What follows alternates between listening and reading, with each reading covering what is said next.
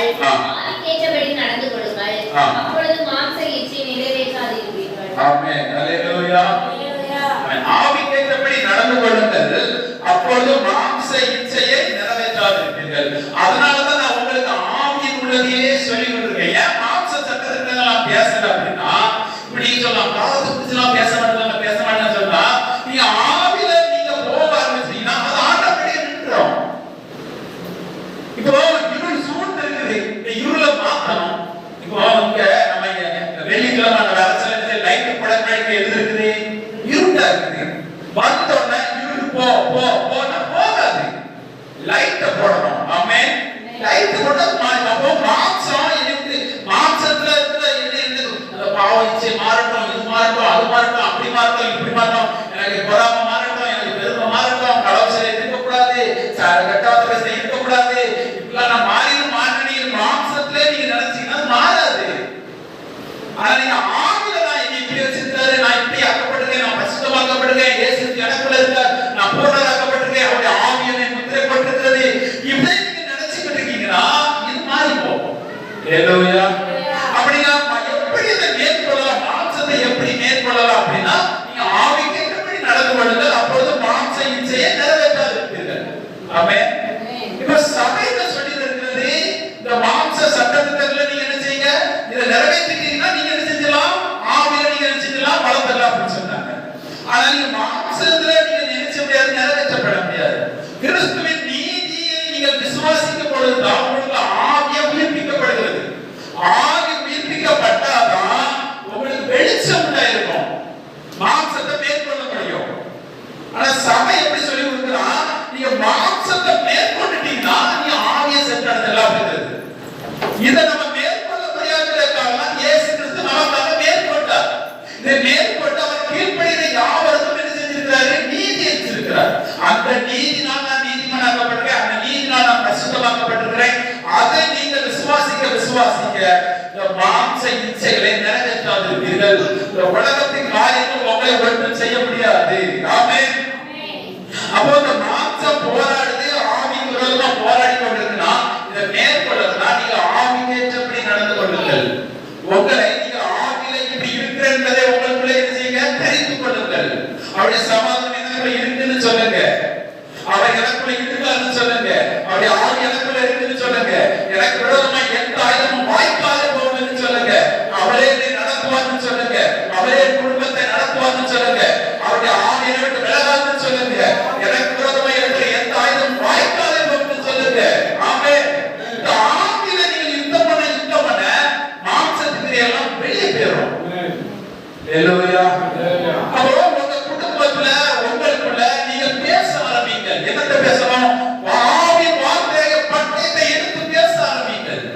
நீங்க மாம்சத்தை சுத்த அதையே நீங்க பேசிக் கொண்டிருக்காங்க, அது போகணும்னா ஆவி பட்டயத்தை எடுக்க வேண்டும். ஆவி பட்டயத்தை நீங்க எடுக்கும் பொழுது மாம்சத்துக்குரியது எல்லாம் வாய்க்காம போகும், இல்லாம போகும்.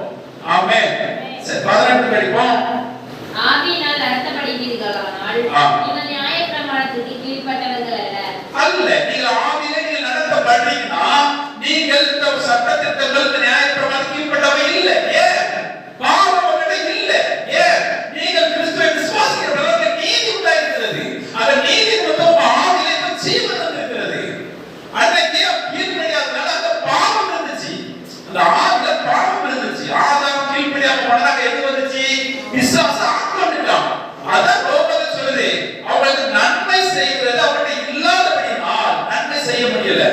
அவங்க நன்மை செய்ய நினைக்கிறாங்க, ஆனா நன்மை செய்யறது அவங்க என்ன செய்யல இல்ல. ஏன்? அங்க செத்து பாவம் இருக்குது. ஆனா நமக்கோ கிறிஸ்துவின் நீதி நிமித்தம் நமக்கு ஜீவன் இருக்கிறது. நமக்கு என்ன இருக்குது, ஜீவன் வந்திருக்கு. அப்ப அவங்களுக்கு நமக்கும் வித்தியாசம் உண்டு, அவங்களுக்கு நமக்கும் வித்தியாசம் உண்டு. சரி, அதுவே 13 மணிக்கு சகோதரரே, நீங்கள் சுயதினத்திற்கு அழைக்கப்பட்டீர்கள். இந்த சுயதினத்தை நீங்கள் மாம்சத்திற்கு ஏதுவாக அனுசரியாமல் அன்பினாலே ஒருவருக்கொருவர் ஊழியம் செய்யுங்க. நீங்கள் சுயாதீனத்துக்கு அழைக்கப்பட்டீர்கள், நீங்க அடிமை கிடையாது, சுயாதீனத்துக்கு அழைக்கப்பட்டிருக்கிறபடியால் இந்த சுயாதீனத்தை நீங்கள் மாம்சத்திற்கு ஏதுவாக அனுசரியாமல் அன்பினால் ஒருவருக்கொருவர் ஊழியம் செய்யுங்க. மாம்சத்திற்கு ஏதுவாக, இந்த மாம்சத்துக்கு ஏதாவது எடுத்துக் கொள்கிறோம், மாம்சத்தின் பெருமை எங்களுக்கு தான் என்ன தெரியும், அதோட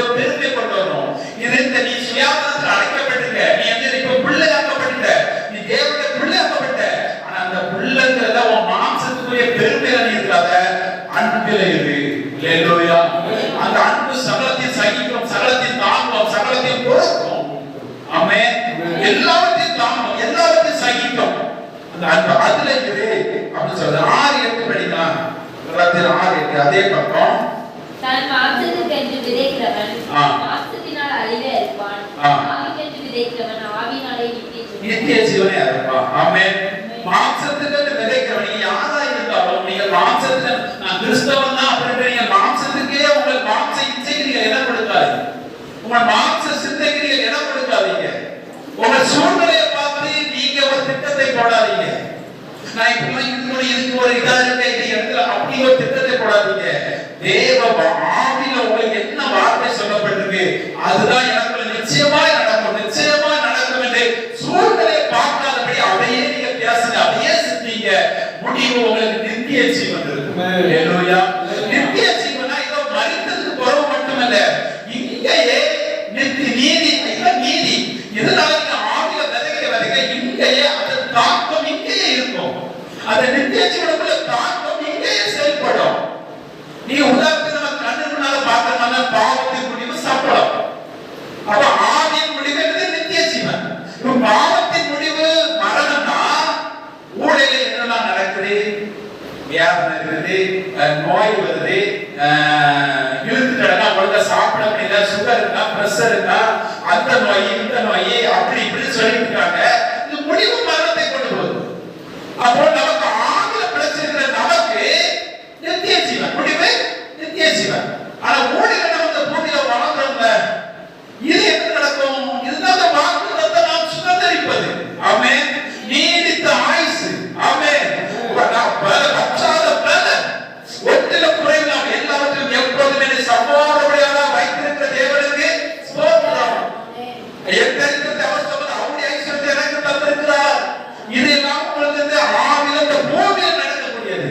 அங்க உங்களுக்கு ஐஸ்வர்யத்தை தந்ததுக்கு பரலோகத்திலே ஐஸ்வர்யவாசம் நீங்க எல்லாமே அப்படியே இருப்பாங்க. ஆமென். அங்க எனக்கு ஐஸ்வர்யம், அங்க எனக்கு அநீதித்த ஆயுசு, அங்க எனக்கு பூரண பலன், அங்க உங்களுக்கு அது தேவையில்லை. அது எப்பவும் அப்படிதான் இருக்க போகுது. அங்க மரணம் கிடையாது, கண்ணீர் கிடையாது, எதுவுமே கிடையாது. அப்ப அங்க அது கொடுக்க வேண்டிய அவசியம் இல்லை. அப்ப வாக்கு தத்தமாக அங்க தேவையில்லை, இந்த பூமியில தேவை. ஆமென். அவர் ஆவில வாக்கு தத்தமா கிறிஸ்துவுக்குள்ள ஆமென்றும் ஆமென் என்றும் இருக்கிறது. அது யாருக்கு இருக்கிறது? உங்களுக்கு தான் இருக்கிறது. அப்ப நீதியில பிறந்திருக்கிற நீங்க, ஆவில உயிர்ப்பிக்கப்பட்ட நீங்க, அதை உங்கள் சரீரத்தில் விசுவாசம் மூலமாய் பெற்றுக்கொள்ள வேண்டும். அல்லேலூயா. அதற்கு தான் உங்களுக்கு வசனங்களை போதிக்கப்படுறோம், அதுக்கு தான் ஜீவ வார்த்தை போதித்துக் கொண்டிருக்கிறோம். எனக்கு சட்டத்திட்டத்தை பத்தி பேச நல்லா தெரியும். அல்லேலூயா. பவுல் எழுதுறாரு, நீ வம்ச வரலாறை கட்டுக்கதைகளை என்ன செய்யலாம் பேசாத, நீ இந்த ஜீவனுக்கே ஒரு நன்மையானதை பேசு. அல்லேலூயா. ஆமென். அப்போ இப்போ நமக்கு வேதத்துல நிறைய பார்க்கலாம். ஏன் நான் உங்களுக்கு முக்கியமானதை பேசிட்டோம்னா, இந்த புதிய ஏற்பாட்டுல அதிகமாக உங்களுக்கு கொடுக்கப்பட்டிருக்கிறது. அதுவும் நிருபத்துல பரிசுத்தவான்களுக்கு எழுதப்பட்டிருக்கிறது. நீ நிருபங்கள்லாம் நீங்க ஃபர்ஸ்ட் பாருங்க, பரிசுத்தவான்களுக்கு எழுதுகிறதா? அப்ப யாருக்கு எழுதுறாரு? முழுக்க முழுக்க சபைக்கு எழுதுகிறார். இயேசு ரத்தத்தால் கழுவப்பட்டவர்களுக்கு எழுதுகிறார். சுவிசேஷத்தை கீழ்ப்படிந்தவர்களுக்கு எழுதுகிறார். ஆமென். அதுதான் நீங்க, உங்களுக்கு தான் இதை எழுதுகிறார். அதனால இதை நீங்க முதலாவது செய்யணும், அறிந்து கொள்ள வேண்டும். ஆமென். அதற்கு பிறகு அதனால பவுல் சொன்னான், அவரே குறித்து பிரசங்கிக்கிறேன் அப்படிங்கிறார். என்ன பாருங்க, கலாத்தியர்